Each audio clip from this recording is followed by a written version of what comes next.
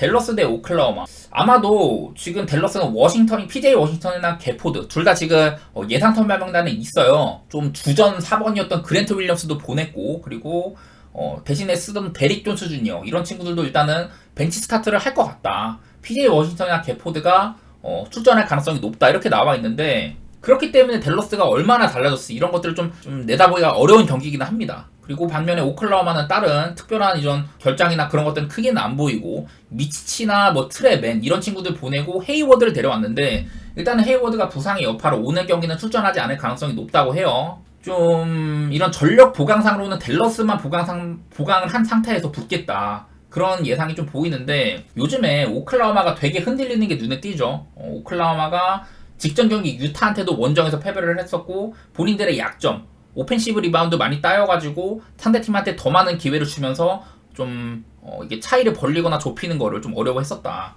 그런 것들이 확인이 되고, 근데 댈러스는 제가 기본적으로 그런 오클라호마의 약점인 이런 오펜스 리바운드에 강점은 없는 팀이라고 했잖아요. 근데 문제는 지금 PJ 워싱턴이나 개포드가 합류를 했다는 거, 이게 가장 큰 변수일 것 같은데, 그래서 이 경기가 일단 쉽지는 않습니다.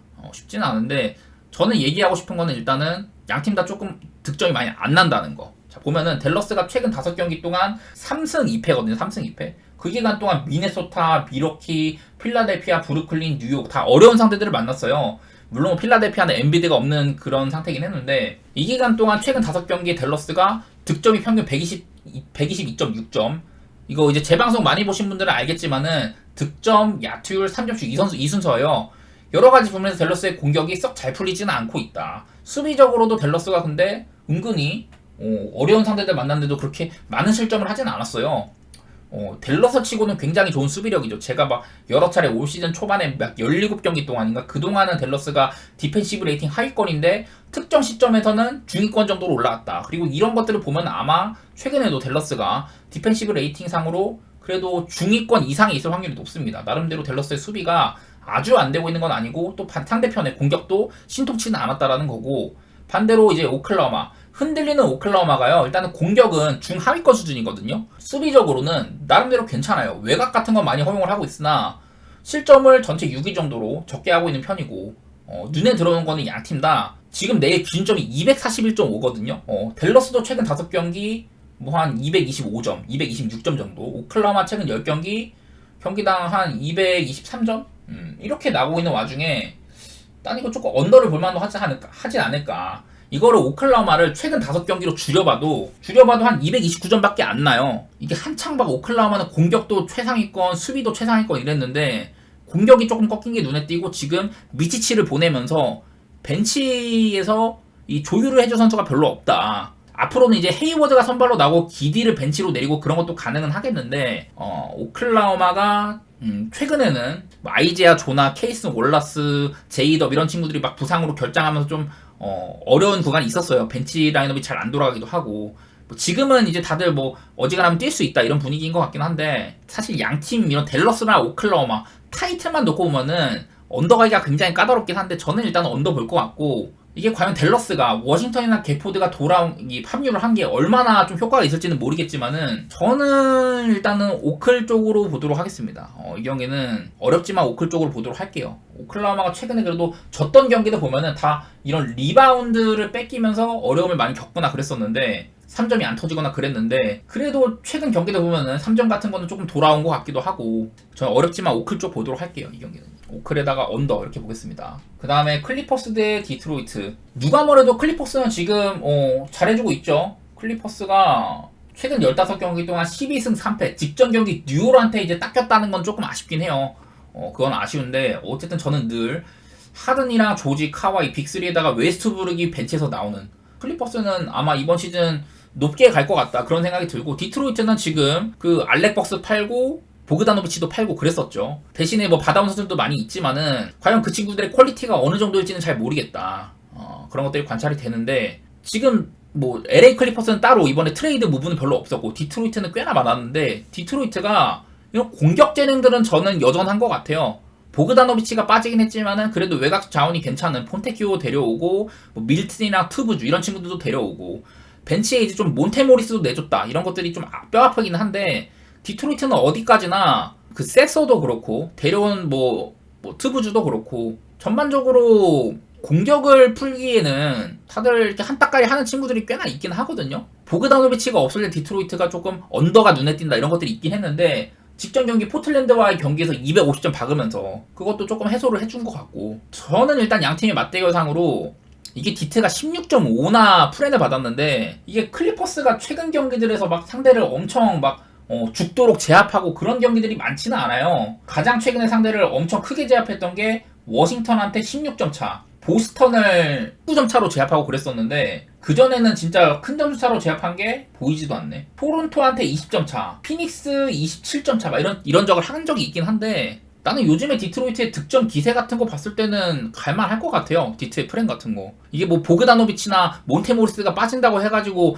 디트로이트의 수비가 안 좋아지냐? 그건 아니거든. 저는 일단은 오바에다가 디트의 프렌 쪽 볼 것 같은데 제가 오바 버는 거는 디트로이트가 보그다노비치가 없어서 이게 좀 갈피를 못 잡을 수도 있겠다. 그런 거 걱정이 되기는 하나 여전히 공격 재능들은 충분한 것 같다. 그리고 좀 템포도 빠른 편이고 디트로이트가. 그렇게 생각해 보도록 할게요. 디트 프렌의 오바 쪽으로 볼게요. 이 경기는. 클파도 이제 좀 뛰는 팀한테는 맞춰주는 편이기도 하고 그래가지고 요즘에 클파가 폴 조지가 오락가락 한다는 거 그런 것들이 아쉽기는 한데 저는 좀 타이트하게 쭉쭉쭉 간다면은 그러니까 클리퍼스가 디트로이트를 초장부터 제압하는 그런 게 아니라면은 어지간해서는 오바 쪽 보는 게 맞는 것 같기는 해요. 근데 또 막 하든 같은 애들 제가 백코트 이거 막 코트 하프 코트 넘어오는데 많은 시간 쓰고 천천히 지공하는 거 선호한다 이러기도 했는데 디트로이트의 뭐 수비가 좋다고는 볼 수는 없고 저는 양 팀 다 많은 득점하는 그림으로 보도록 하겠습니다. 그리고 디트로이트가 16.5 정도라면은 해볼만도 하겠다 이렇게 생각해 볼게요. 다음 브루클린 대 샌안토니오. 브루클린은 여전히 좀 빵꾸가 많이 나 있는 상황이에요. 디에런 샤프나 캠 존슨, 인사이드나 혹시 이런 외곽 쪽에서 좀 더해줄 만한 자원들이 빠져 있는 상황인데 대신에 뭐 로니 워커도 아무래도 출전 가능하다는 소리가 들리는 것 같고 그리고 저기 누구야? DFS 이런 애들도 출전이 가능하다는 것 같긴 한데 일단 디니지도 빠졌고 지금 4번 자리에 원래는 DFS 자리가 제일런 윌슨 그 많은 출전 시간을 받지 못했던 선수가 선발로 나오고 있거든요.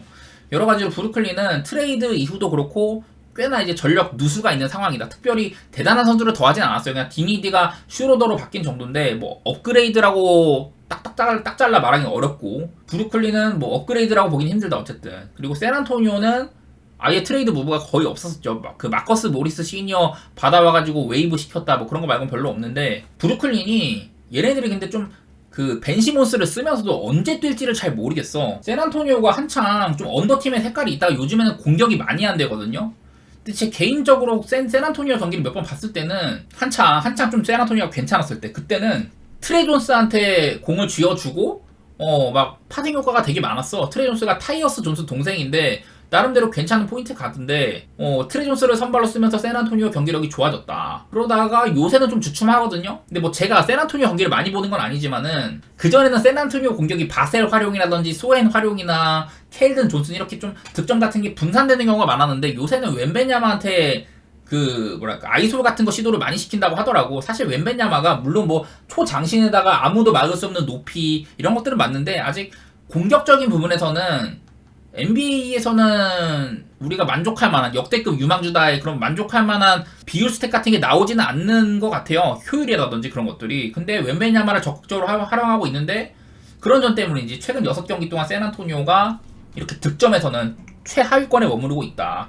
반대로 수비는 나쁘지 않은 상황이고. 근데 또 제가 여러 번 말씀드린 게 브루클린이 스위칭 디펜스로 변모 이후로는 수비적으로 그전에 비하면 확연하게 좋아졌다고 했잖아요. 그런 것들을 봤을 때는 일단 나는 뭐 샌안토니오가 크게 변하지 않았다면은 일단은 브루클린 쪽에다가 언더를 가고 싶은데 저번에 올랜도전도 그렇고 지금 샌안토니오 경기를 이게 언더 가는 게 상당히 까다롭습니다. 리그에서 손꼽히는 수비팀이라고 할 수 있는 올랜도한테도 샌안토니오가 패배는 했지만은 거의 뭐 한 그때 막 238점 이렇게 났거든요. 그래서 샌안토니오 경기를 언더 보기가 상당히 힘든데 또 브루클린도 막 벤시몬스 나오고 잘 풀리는 날은 되게 오바 게임도 하잖아요. 그래서 이게 언더오버는 좀 까다롭고 브루클린이 막 상대를 아주 잘 제압하겠다 이렇게 보기도 어렵긴 하거든요. 최근 또 3연패 중이라서.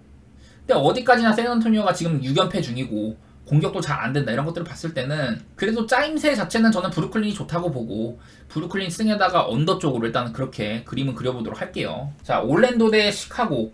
올랜도는 뭐 딱히 트레이드 무브 없었고 시카고도 마찬가지입니다. 양 팀 다 별다른 트레이드 무브는 없었고 서로 간의 결장 상황들도 그렇게 눈에 띄지는 않아요. 그래서 최근에 기조대로 비슷하게 흐를 가능성이 높은데, 자, 올랜도 대 시카고. 이게 한창 때의 시카고라면은, 한창 때는 뭐냐면은, 한창 막 시카고가 방패팀이던 시절. 그때를 생각하면 사실 언더 느낌이 많이 나요. 근데 요즘에 시카고가 최근 7경기 동안 4승 3패, 그냥 반반 활약인데, 그동안은 득점이 한 234점가량 났거든요? 시카고 경기가 꽤나 득점이 많이 난다. 그게 눈에 띄어.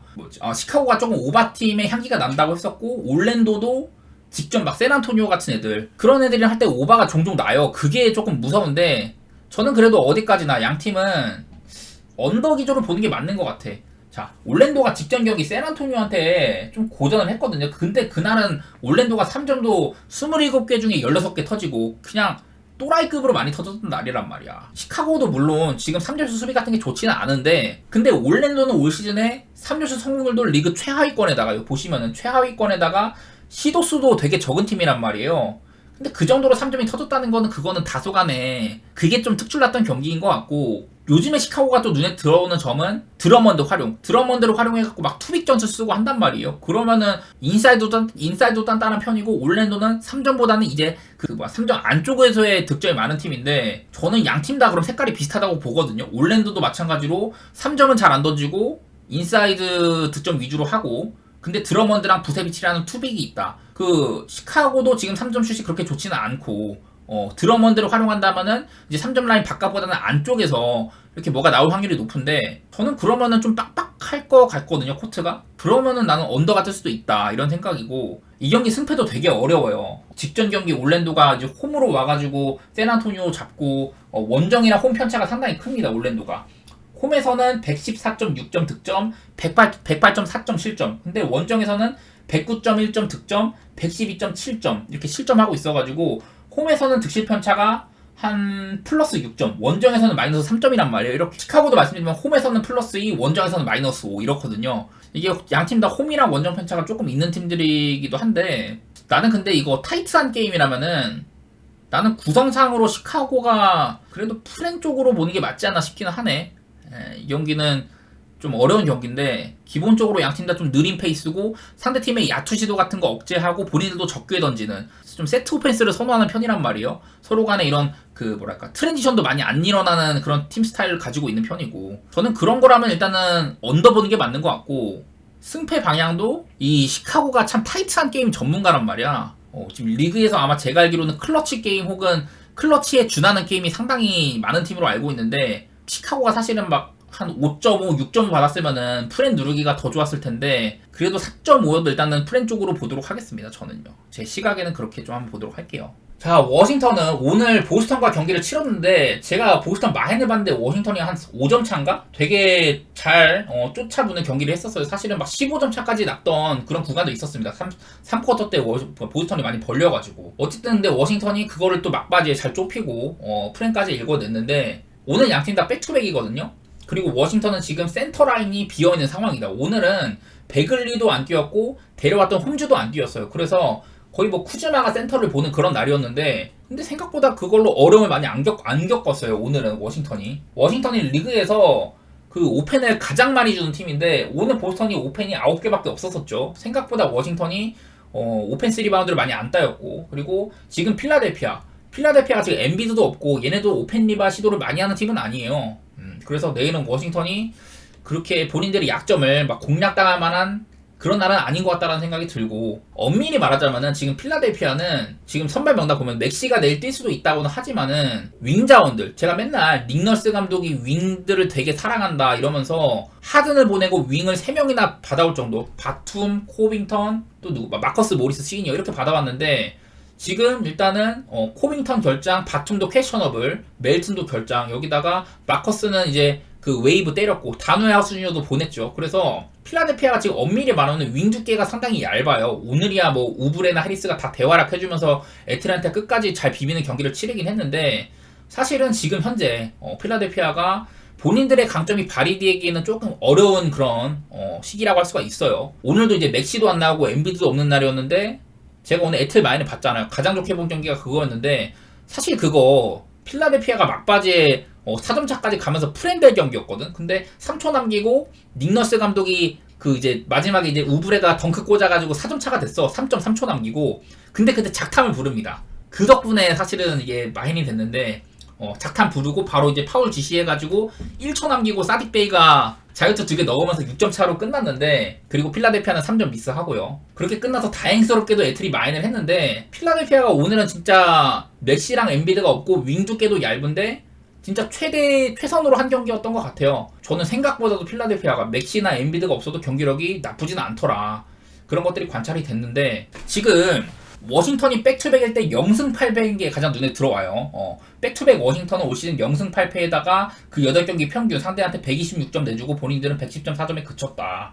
이런 것들이 관찰이 되고, 요즘에 워싱턴 하면 또 언더 게임을 많이 한다는 점. 오늘은 이제 그 센터가 없어갖고 많이 뛰었는지 오바 게임이 났는데, 최근 워싱턴이 10경기 동안은 득점도 그렇고 실점도 그렇고 하위권에 머물러 있습니다. 반면에 필라델피아는 최근 8경기 동안, 이게 엠비드가 없는 기간이고 중간중간에 이제 맥시가 결정한 경기들도 있어요. 눈에 들어온 거는 공격도 안 되고 수비도 잘 안 된다는 거, 이거거든요. 그래서 일단 저는 오늘 워싱턴이 그 센터가 없는 라인업을 했을 때는 스몰 라인업을 위주로 돌려갖고 보스턴이랑 오바 게임을 했다. 그게 가장 눈에 들어왔었거든요. 오늘 워싱턴에서 또 3점을 47개 중에 20개 꽂고 전체적으로 워싱턴은 기대 이상의 경기를 했는데, 일단은 백투백에서 워싱턴이 상당히 약했다는 거라든지 필라델피아가 오늘 맥시나 엠비드가 없는 경기도 훌륭하게 치렀다는 거, 그런 점들을 사서 일단은 필라델피아 쪽을 저는 좋게 보고 있고, 언더오버는 일단은 필라델피아는 지금 득점도 득점이지만 실점이 워낙에 많다. 워싱턴한테 공략당할 가능성도 꽤나 있고, 또 워싱턴도 내일 베글리가 출전 예정이라고 나와는 있지만은 오늘 같은 모습이라면은 서로 간에 뛰는 경기 많이 할 수 있을 것 같거든요. 제가 여러 번 말했지만 워싱턴은 또 벤치 유진 오모르라든지 빌라의 쿨리발 이렇게 괜찮은 기동성 있는 자원들도 있고 해가지고, 지금 양 팀 다 사실은 특히 필라델피아가 주전급들이 많이 못 나오는 상황이어서 나는 48분 내내 좀 팔팔한 경기를 할 수 있을 것 같다고 생각이 들고, 그렇다면은 오바 쪽을 보는 게 맞지 않을까, 그런 생각 해보고는 있습니다. 이 경기도 워낙에 결장 변수도 많고, 내일 또 베글리가 나올지, 그래서 워싱턴이 스몰 라인업 위주로 할지, 필라델피아가 과연 맥시가 나올지 이런 것들도 살펴야 되고, 바툼이 돌아오냐 마냐 이런 것들도 문제고요. 그래가지고 저는 일단 필라 마인의 오바 쪽으로 보도록 할게요. 그 다음에 샬럿 대 멤피스. 저는 이 경기는 일단 패스할 것 같은데, 왜냐면은 이제 샬럿이나 멤피스나 일단 기본적으로 멤피스는 너무 많은 친구들이 결장 중이다. 그리고 받아온 선수들도 뭐 와타나베, 유타 뭐 이런 친구들 말고는 딱히 안 보여가지고, 멤피스는 이번 트레이드에서 대단한 그런 이적도 없었고, 여전히 뭐 빈스 윌리엄스, 콘차 뭐 요즘에 잘하고 있다 이런 얘기도 많이 들었지만은 딱히 멤피스가 선수 변동 없다. 근데 샬럿은 변동이 되게 많죠.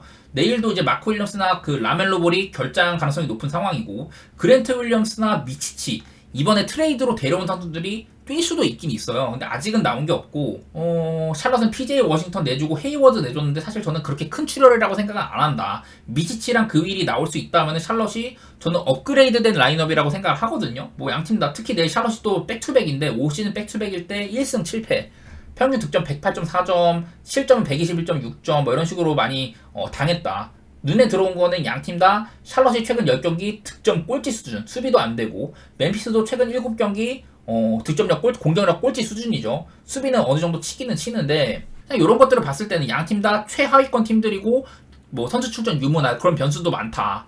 배팅하기에 적합한 경기라고 생각은 안 들고, 저는 굳이 본다면 샬럿 프렌의 오바 쪽 보고 있긴 한데, 이 경기는 아마도 저는 패스할 것 같네요. 뭐 내일 조금 이렇게 메리트 있게 바뀌면 조금 더 생각해보고, 지금은 저는 패스할 것 같습니다. 다음 애틀랜타 대 휴스턴. 제가 요즘에 애틀랜타를 참 트래킹을 많이 하고 있어요. 양팀 다 내일은 백투백입니다. 그리고 선수 결장 같은 거 보면은 애틀랜타는 여전히 카펠라 아웃, 드존토의 머레이가 오늘도 결장인데 내일도 못 나올 수도 있다. 그런 것들이 보이고, 휴스턴은 벤블릿이 또 못 나온다고 하고, 그 위트모어가 결장할 수도 있다. 이게 휴스턴 입장에서는 가장 큰 리스크예요. 제가 뭐 여러 차례 좀 짚어드리기도 했지만, 이 위트모어가 이제 휴스턴의 좀 벤치 득점 자원으로서는 상당히 훌륭한 활약해주고 있다. 그런 얘기들을 했는데, 내일 경기 저는 기본적으로 애틀 게임인데다가 휴스턴도 뛰는 팀이랑 했을 때는 맞춰준다.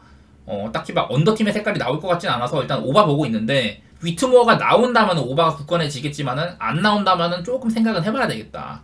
그런 생각이 일단 들고, 저는 요즘에 애틀 경기를 봤을 때는 뭐 상당히 괜찮다는 생각을 많이 해요. 한창 이제 좀 언더팀의 색깔로 얘네들한테 맞지 않는 옷을 입었을 때는 되게 못했는데, 최근에 이제 8경기 동안 오바팀의 색깔을 다시 되찾은 이후로는 뭐 5승 3패 나쁘지 않고 진 팀도 보면 댈러스, 클리퍼스, 보스턴 나름대로 질만한 팀들한테 졌다. 특히 댈러스전은 돈치치가 73득점인가 2득점 기록 세웠던 날이고 클리퍼스나 보스턴은 사실은 애틀이 넘기에는 조금 빡센 상대이기도 하고요. 그리고 두 경기 다 프랭권이었다. 그런 것들 고려를 하면은 저는 애틀랜타 요즘 경기력에 만족을 합니다. 오늘 되게 많이 봤지만 끝까지 좀 타이트하긴 했는데 무튼 애틀 경기는 요즘에 마음에 들고 그냥 단적으로 애틀랜타는 최근 8경기 동안 합해가지고 득점 실점이 거의 뭐 평균 233점 이렇게 나오니까 일단은 애틀 게임은 오바보는 게 맞는데 제가 오늘은 감히 필라델피아 상대로 언더를 봤어요. 그거는 제가 애틀랜타가 필라델피아를 조기에 제압을 하고 필라델피아가 득점을 많이 못할 거다라는 시각이었는데 사실 20점 차로 앞서가다가 필라델피아가 추격을 잘했죠. 그래서 오바도 나고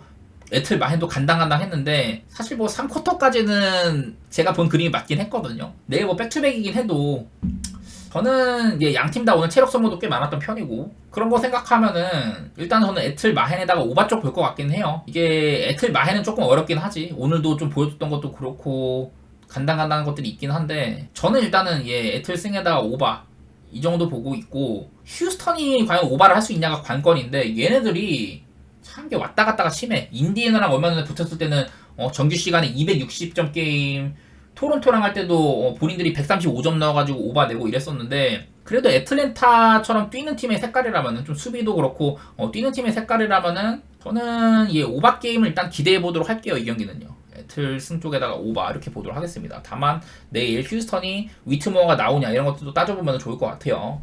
뉴욕 대 인디애나. 야 이게 뉴욕 닉스가 지금 보시다시피 퀘셔너블이 되게 많죠.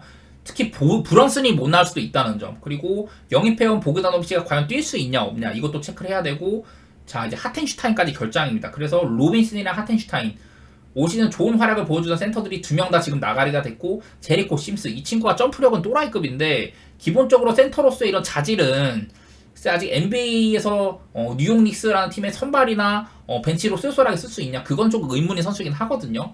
뭐 버티컬 같은 건 괜찮은데 무튼 이런 기본적인 자질이 아직 NBA 리그급인지 잘 모르겠다 그런 생각이 있는 선수인데 그리고 벤치 자원들도 뉴욕은 기본적으로 랜들이랑 아누노비가 또 결장이다. 하텐슈타인까지 빠져있다. 이게 가장 크고 알렉 벅스나 보그다노비치가 출전할 수 있냐 없냐 이게 제일 관건인 것 같아요. 제가 직전 경기 뉴욕 경기 분석할 때 그런 걸 좀 말씀드렸어. 댈러스를 상대하는데 이제 갓 트레이드 되거나 브런슨까지 없으면 뉴욕은 누가 방향성을 잡아줄지 모르겠다. 그런 얘기들을 많이 했었어요. 뭐 디빈첸조나 조시 하트, 아치우와 이런 친구들의 득점력이나 공격력도 이게 생산성도 좀 의문이 든다라고 했는데 그래도 직전 댈러스전은 얘네들이 꽤나 잘해준 편이긴 했습니다. 그거 한번 보여드리면은 뉴욕 닉스가 랜들이랑 아누노비가 결장을 하면서 최근 한 대여섯 경기 정도 많은 출전 시간을 받는 선수들 이런 친구들은 막 40분 이상 뛰고 있는데 자 먼저 돈테 디빈첸조가 최근 뭐 40분 넘게 뛰면서 평균 29.2점에 야투율 47.1%, 3점 42%예요.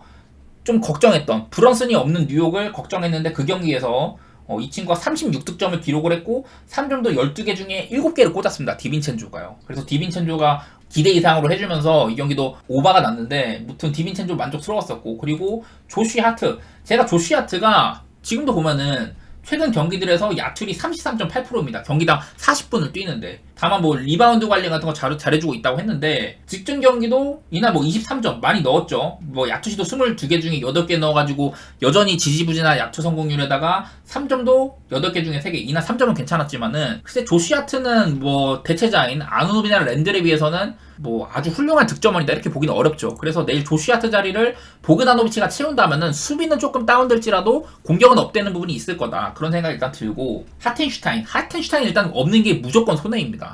이 친구가 지금 최근에 출전 시간 많이 뛰는 구간도 토탈 리바운드 14개 정도에다가 오펜을 6.3개를 잡고 있는데 부상으로 지금 아킬레스 쪽에 부상이 있어가지고 내일 경기도 결장이고 직전 경기도 뛰다가 나갔습니다.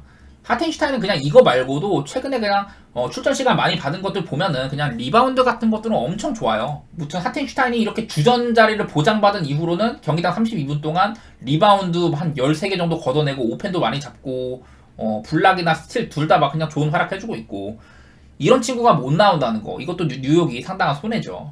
프레셔스 아치우와 이 친구도 참 좋습니다. 랜들이랑 아누노비가 못 나오는 와중에 경기당 40분 정도 출전하고 있는데 14득점에 특히 야투율이 50%. 그래도 좀 언더사이즈 센터지만은 할 만큼은 충분히 해주고 있습니다. 3점은 뭐 기대하면 안 되고. 어쨌든 간에 제가 말씀드리고 싶은 거는 직전 경기 댈러스와의 경기에서 뉴욕에 브런슨이 없는 뉴욕 걱정을 많이 했는데 생각보다 뉴욕이 잘했어요. 생각보다 잘했는데 직전 경기는 뉴욕이 대체자들 아치우와 디빈첸조, 조시아트 이런 친구들이 생각보다 득점적인 부분이 괜찮았다. 그런 생각이 들고 내일은 또 인디애나와의 경기인데 이게 일단은 최근에 뉴욕 그 랜들이랑 아누비가 없는 와중에는 그 기간 동안 4승 2패로 조금 주춤하고 수비적인 부분, 특히 3점을 많이 얻어맞고 있다. 공격은 특히 안 되고 이게 좀 관건인데 기본적으로 인디애나는 좋은 수비팀은 아니고 뉴욕이 댈러스전만큼의 공격을 해줄 수 있다. 거기다가 브런슨이 더해주고 보그다노비치, 벅스 같은 이런 공격적으로 더해줄 수 있는 친구들이 온다. 그러면은 저는 일단 오바 쪽으로 볼 것 같고요. 기본적으로 뭐 인디애나도 지금 이제 뉴욕의 인사이드가 조금 약해진 점, 하텐슈타인이 없고 조시아트가 긴 시간을 뛰지 못한다. 그렇다고 하면은 저는 인디애나의 강점, 요즘에 최근 들어가는 강점인 이런 장신의 선수들, 빅맨이나 빅윙들의 득점력, 인사이드 때려 박는 거 그런 것들이 살아나고 할리버튼이 다소 느슨해진 뉴욕의 수비를 이렇게 공략하는 외곽이라든지 인사이드 선택지 이런 것들을 마련해 준다면은 저는 일단은 인디 쪽을 볼 것 같은데 역시나 이 경기도 뉴욕의 출전 상태를 살펴봐야 될 것 같다. 그런 생각들이 들긴 듭니다. 이게 뉴욕이 브런슨이 못 나오면 또 이것도 상당히 크고 보그다노비치나 그 벅스 이런 친구들 출전도 살피면은 어느 정도 좀 가닥이 설 것 같긴 한데 지금은 좀 애매합니다. 저는 인디 승에다가 오바 쪽으로 일단 보고는 있는데 좀 까다롭긴 하죠. 인디애나도 최근에 그 한 6경기 전에 2승 4패여가지고 마냥 막 좋다고 보기는 어렵긴 해. 이게 뉴욕이 결장 예상이 많아서 그렇지. 그리고 토론토 대 클리블랜드. 저는 지금 토론토가 일단 내 백투백이고 올 시즌 백투백일 때는 2승 7패. 그때마다 평균 득점 114점, 실점 122점 이렇게 났는데 요즘 토론토 갈피 잡기가 상당히 어렵습니다. 슈로더를 보내고 원래 뭐 디미디 받아왔는데 바로 웨이버 한 것 같고 토론토는 요즘에 그 그레이시 딕인가? 막 그런 친구들 써가면서 그 전에 비해서는 약간 다양한 시도를 하고 있는 것 같아요. 약간 요즘에 토론토 경기력이 뭔가 갈피 잡기는 어려운데 그래도 토론토가 최근 7경기 경기당 115.1점, 실점 123.1점 이런 식으로 좀 템포도 빠른 편이고 경기당 득점이 조금 많다. 그런 점이 눈에 들어오고요. 뭐 클리블랜드도 이번에 데드라인 때 별다른 움직임 없었었죠. 그래서 갈란드랑 모블리 돌아오고 여전히 알렌이랑 미첼 잘 활약해주고 있다. 벤치도 두터워졌다. 그런 건데 저는 단순하게 이거 예측하기는 힘들지만은 일단은 클리블랜드가 지금 뭐 동부 2위에다가 여전히 최근에 지금 또 8연승 중이잖아요. 클리블랜드가 물론 뭐 이게 원정인데다가 좀 기준점 7.5가 좀 커 보이긴 해요. 토론토가 여태 만났던 팀들만큼 막 그렇게 삐리한 팀도 아닌 것 같고 최근에 활약 보면은 그런 것들이 좀 걱정인데 일단은 저는 마헨 쪽 보고 있고요. 언더오버가 되게 까다로운데 이거를 좀 요즘에 오바 기세를 보이는 토론토 위주로 봐야 될지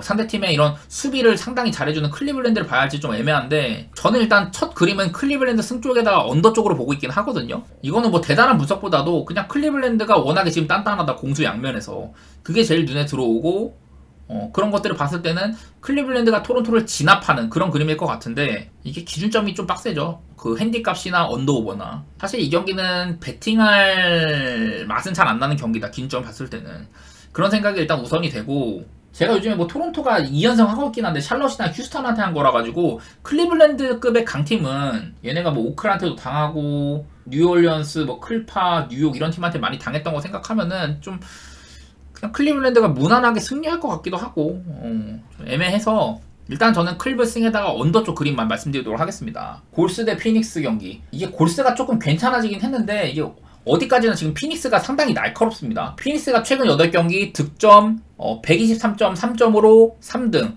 야투율 56%로 1등, 3점 슛 39.8%로 6등. 이거 피닉스가 야투율 전체 1위거든요. 한마디로 요즘 피닉스는 뭐 미드레인지든 뭐든 공격만큼은 상당히 훌륭하다. 그리고 뭐 수비도 나쁘진 않고 요즘에 활약을 봤을 때는 뭐 골스도요 최근에 득점, 야투, 3점 여러가지 면에서 좋습니다. 좋은데 반면에 골스는 야투 수비나 3점 수비 같은 거 괜찮은데 그 허용한 실점은 많은 편이다. 이거는 피닉스도 똑같거든요. 양팀 다 그러니까 공격은 날카롭고 수비는 적당히 잘해주지만은 실점은 많다. 템포가 빠르다는 거거든요. 그래서 서로 간에 지금 이런 최근 분위기라든지 그런 것들 색채가 비슷한 팀인데 저는 그런 관점에서 되게 타이트한 경기가 될 거라고 생각을 해요. 일단 뭐 골스도 요즘에 커리도 살아나고 클레이 탐슨도 생각보다 괜찮다. 그리고 지금 좋은 활약 보이는 쿠민가에다가 유망주 포지엠스키 뭐 사리치도 벤치에서 쏠쏠하고 그린 돌아오고 나서부터는 팀이 전반적으로 잘 풀리고 막 괜찮은데 또 골스는 요즘에 또 벤치들이 많이 잘해주고 있죠.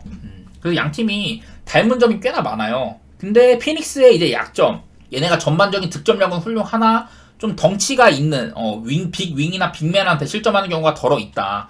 그게 제일 리스크고 상대팀한테 오펜도 많이 준다는 점. 골스가 리그에서 오펜스 리바운드 전체 한 2, 3등 정도 하거든요. 그래서 나름대로 골스는 피닉스의 약점을 공략할 만하다. 이게 제 관건인데 저는 그래서 일단은 골스의 프렌 쪽 바라보고 있기는 하네요. 이거는요. 물론 뭐 피닉스가 요즘 기세를 봤을 때는 진짜 잘 안 질 것 같은데 일단 저는 골스의 프렌 쪽 바라보고 있고 좀 피닉스의 약점을 공략할 만하다. 특히 쿠민가 같은 애들이 그리고 오펜스 리바운드도 그렇고 케본 룬이나 뭐 사리치 이런 친구들이 오펜스 리바운드도 꽤나 좀 괴롭힐 것 같고 뭐 요즘에 뭐 골스가 딱히 공격적으로도 피닉스한테 꿀릴 것도 없다. 그런 것도 생각해 보면은 저는 일단은 골스의 프렌 보고 있고 저는 그런 그림이라면 또 오바도 괜찮을 것 같아요. 물론 이거는 피닉스가 야투가 여전히 또 괜찮게 터지냐 그게 문제긴 한데 지금 막 한 8경기 정도 야투가 그냥 또라이급으로 계속 터지고 있는데 이게 언제까지 갈지는 모르겠어요. 하지만은 그래도 일단 오바 쪽으로 보도록 할게요. 이 경기 골스 프렌 쪽에다가 오바긴 한데 사실 좀 그림이 잘 안 그려지긴 하죠. 이것도 그 다음에 포틀 대 뉴올. 자, 이게 뉴올리언스 경기가 분석하기가 굉장히 까다롭습니다. 요즘에 뉴올리언스가 오르내림이 워낙 심해. 오늘도 그냥 레이커스한테 완전히 제압당하고 그런 경기였었는데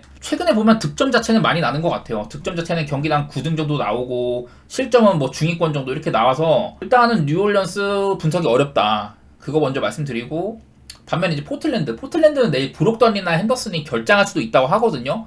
그리고 지금 사이먼스는 빠진 상황이고 제가 여러 차례 포틀랜드가 좋은 경기를 하는 바탕에는 브록던, 사이먼스, 그랜트의 활약이 좋다. 그런 것들을 말씀드렸는데 내일 일단 사이먼스는 빠져있고 브록던, 팀의 이런 그 방향성을 정해줘야 되는 선수가 퀘셔너블이다. 그리고 벤치에서 이제 많은 득점을 해주는 핸더슨의 상태가 좋아진 게 포틀랜드의 약간 상승 요인 중에 하나였는데 내일 핸더슨도 퀘셔너블이도. 이 경기는 그래서 결장 변수가 상당히 크다. 포틀랜드 쪽이. 저는 이거 만약에 뭐 브록던이나 그랜트 뭐 사이먼스가 안 나오긴 하지만은 핸더슨까지 막 정상적으로 출전하면은 나는 오바가 나올 만도 하다고 생각을 하는데 브록던 쪽의 출전이 지금 애매하다는 거. 그게 일단은 가장 큰 걸림돌이고 또 뉴올리언스 경기도 분석하기가 상당히 까다롭다. 그게 제일 걸리네요. 저는 만약에 포틀이 브록던이나 뭐 핸더슨 이런 애들 다 안 나온다고 하면은 뉴올리언스가 마인할 것도 같아. 뉴올리언스가 그래도 막 올 시즌 조금 의적 같은 팀이긴 해도 약팀한테는 잘 져주고 강팀은 잘 잡는다. 그런 색깔이기는 해도 솔직히 포틀랜드가 막 브록던 없고 막 그러면은 사실 뭐 없는 팀이라서